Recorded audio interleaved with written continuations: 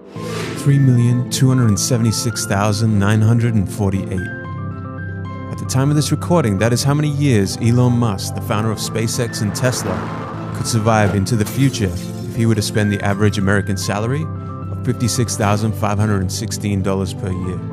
Put another way, even if you were able to save an unrealistic 50% of your salary and stash it under the mattress every year, it would take you 6.5 million years to save your way to Elon's wealth. Okay, I get it. So we can't all be the richest people on the planet. But how about $1 million? Surely that couldn't be that hard, right? Well, let's say you're the average engineer earning $80,000 per year. It would take 16 years just to earn $1 million. But that doesn't include rent, food, cost of living. And if you diligently and consistently save 10% of your earnings, it would take 156 years to save your way to $1 million. The average teacher, 217 years. A bartender, 625 years. You see, for the rich, wealth is measured in time. If you lost your job tomorrow, how many days, months, or years could you survive on your savings? That is the definition of wealth. So how long could you survive? This book will give you the financial intelligence that you probably missed out on growing up. The secret financial intelligence that wealthy families pass on from generation to generation. The education system and your parents forgot to teach you. Not getting this information is why so many people remain forever stuck in the rat race. By the end of this video, you will know 95% of everything this book has to offer. You will have a bird's eye view of all the most important concepts and quotes that will change your perception of wealth and guide you on your journey to financial freedom. Let's jump into it.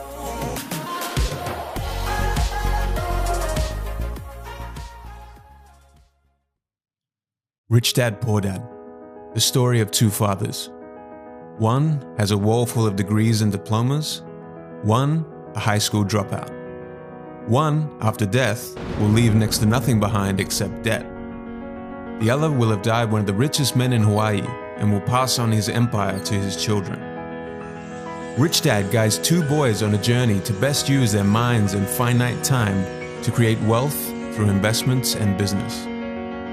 This story shows the difference between "I can't afford that" to "How can I afford that?" His poor dad would say things like, "I'll never be rich," and his prophecies became true. His rich dad, however, even after going bankrupt and having $0, would say, "I'm a rich man." There's a difference between being poor and being broke. Broke is temporary. Poor is eternal. Lesson 1. The rich don't work for money. The poor and the middle class work for money. The rich have money work for them. When Robert Kiyosaki, the author of this book, was 9 years old, his best friend Mike and he asked Rich Dad, Mike's father, how to make money. Before long, they were both working within Rich Dad's companies. The only problem Robert had was his salary. 10 cents a week. A poverty wage. He seriously thought about quitting every week that passed by. Who was this guy to be exploiting us for 10 cents a week, he would ask himself. It was at this moment in time that Rich Dad gave them their first lesson on the topic of money. Life pushes all of us around. Some people give up and others fight. Few learn the lesson and move on. They welcome life pushing them around. Most people leave their jobs because they aren't receiving enough money. They would have already quit. But the wealthy see it as an opportunity to learn. One of life's biggest traps. They work very hard for little money, clinging to the illusion of job security, 3 weeks vacation, and a skimpy pension. People's lives are forever controlled by two emotions, fear and greed. Here's how the pattern goes. Your fear of not having money motivates you to work harder. Then the paychecks begin, and your desire and greed for new cars, new products, new shoes and clothes begins. You want more things, so you work harder for that promotion. Then the pattern is set, and you're stuck in it. You get up, you go to work, you come home and you pay your bills. Your increased earning leads to increased spending, and this is the rat race. To break the boys out of the 9-to-5 mentality driven by fear and greed, eventually Rich Dad cut down the two boys' wages to zero. Robert didn't dare tell his poor dad that he was working for nothing. What's the matter with you? They began working solely for the knowledge, and Rich Dad forced them to think of ways to start generating their own income. Where was I? One day, two older comics were left lying around one of Rich Dad's stores. And this was the inspiration for them to open their first business. They recovered the outdated comics, opened a library in their basement, classmates paid 10 cents for entry, they paid the sister a wage of $1 a week, and before they knew it, they were earning $9.50 a week without even needing to work. This was the beginning of their journey of not working to earn money, but making money work for them. Key lesson. Getting a job is really just a short-term solution, getting enough to pay expenses, to the long-term challenge of building your net worth. The more you get paid, the higher your expenses become. This is human nature, and it's driven by fear and desire. Once you get stuck in this cycle, you are forced to work for someone else the rest of your life.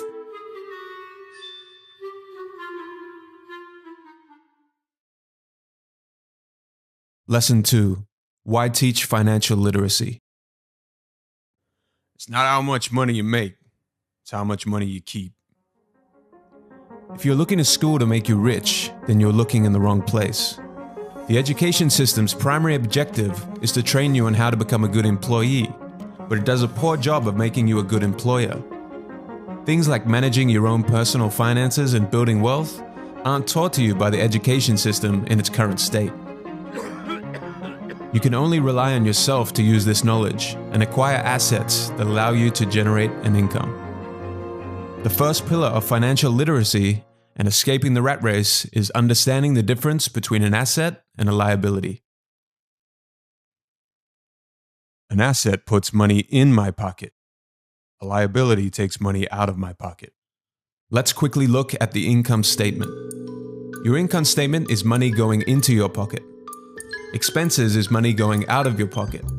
Things like rent, food, electricity, and clothing go here.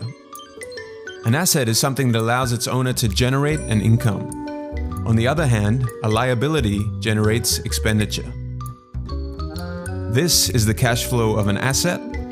This is the cash flow of a liability.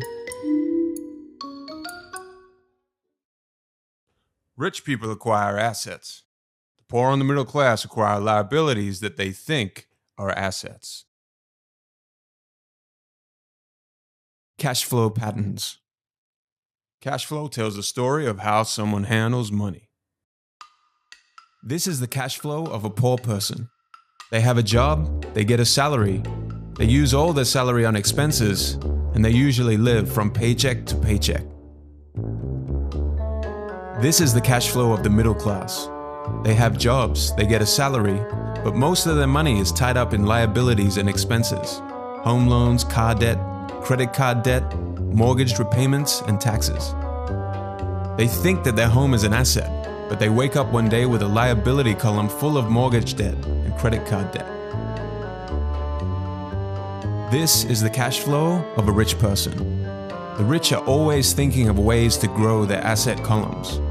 Their main source of income is from assets that they have acquired over time. Your home is not an asset. By focusing on a home, you are building a liability rather than an asset.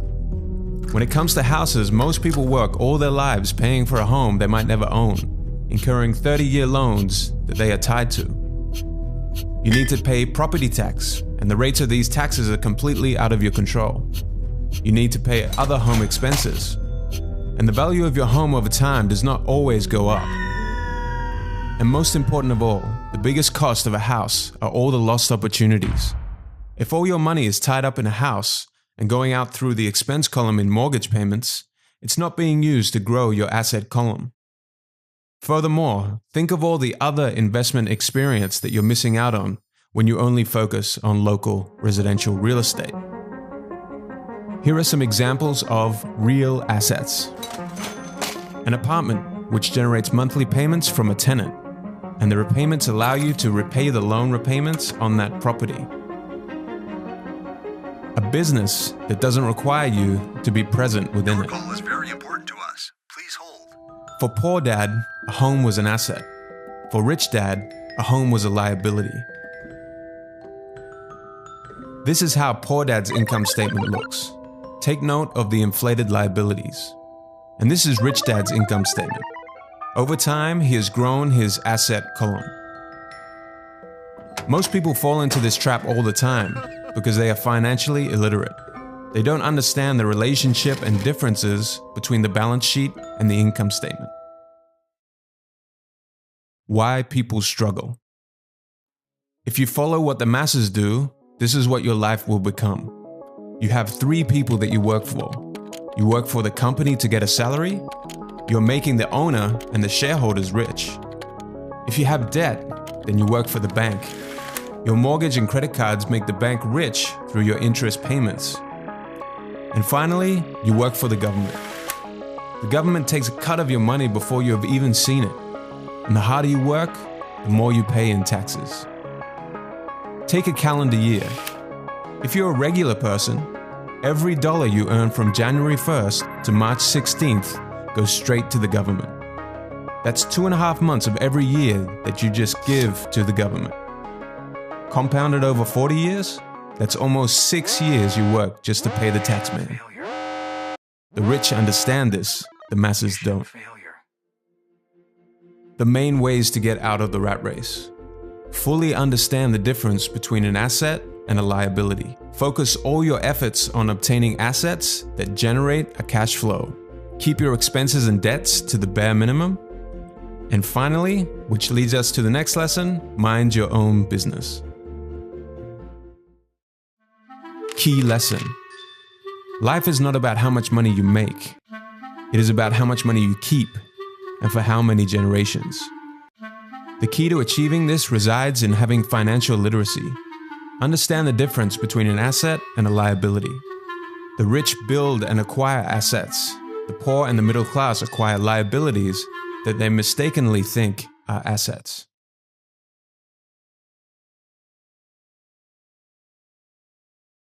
Lesson 3. Mind your own business.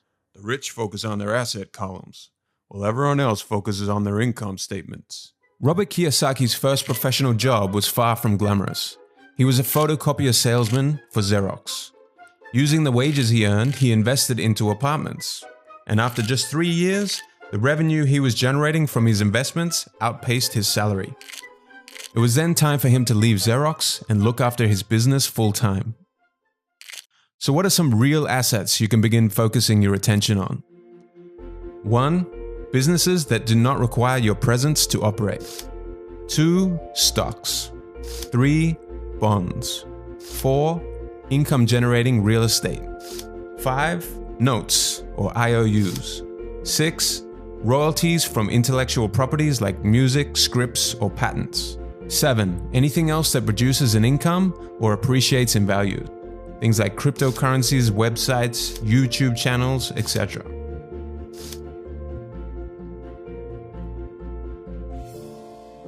Once a dollar goes into your asset column, never let it come out again.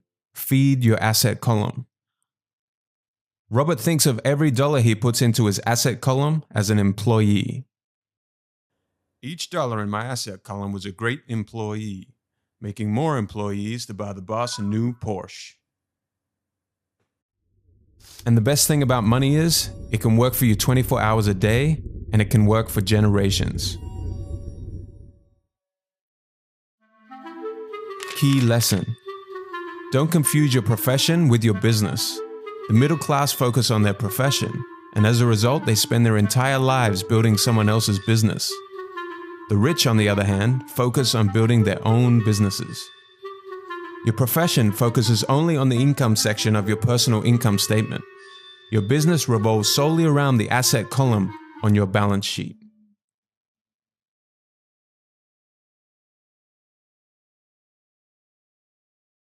Hello friends, you made it to the end of the video. Just before you click off, thank you so much for watching. This is part 1 of a 2-part series. If you found this video helpful and you would like to see Edison set free from this prison within a bottle, then Be sure to like, comment, subscribe, and hit the notification bell so you don't miss out on part 2 and more videos like this to come in the future.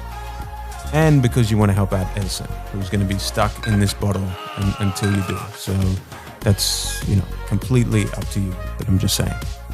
If you're watching this at a later date, I'll make sure to have the second part linked in the description below.